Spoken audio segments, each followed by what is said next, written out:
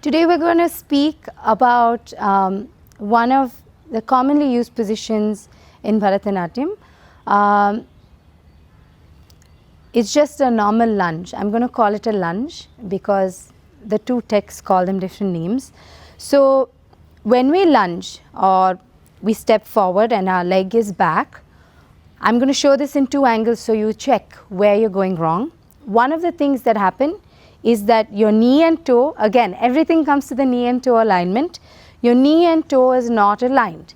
If your knee and toe is aligned also, you may think it's aligned, but sometimes this hip goes up. This hip goes up because you don't have strength in your leg, or sometimes you will feel imbalanced here.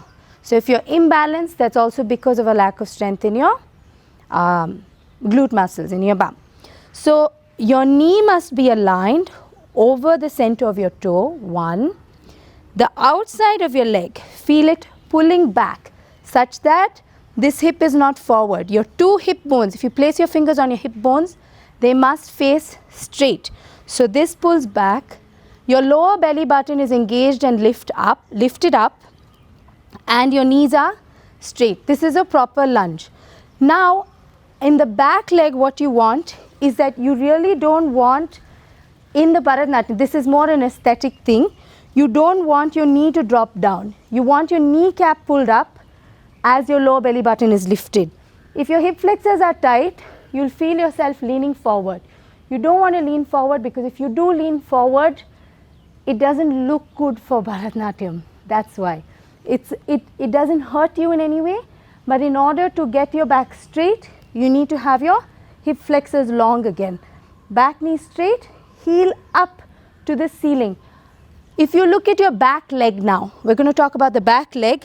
Your weight must be over your big toe. It mustn't be over your little toe. It must be over your big toe. And if it's over your little toe, that happens because your hip is sinking inwards. So if your hips are even, your weight will automatically be over your big toe. So there are a combination of muscles working in your lunge. So try to see where you're going wrong, and you have to strengthen that part so that your lunge is clear. So if you are here, remember knee over, heel just to add up, knee in line with your toes, outer side of your thigh pulling back, low belly button lifted. So this long, back knee straight, heel up to the ceiling, the back of your thigh pulling. That means your hamstrings are working and your quads are working. This is straight. So you don't want to wobble, and make sure that it's held. So that's how to do a proper lunge. I addressed both aesthetic and injury prevention.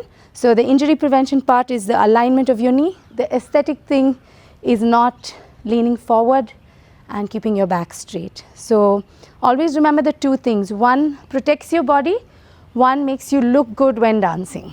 And they're two separate things.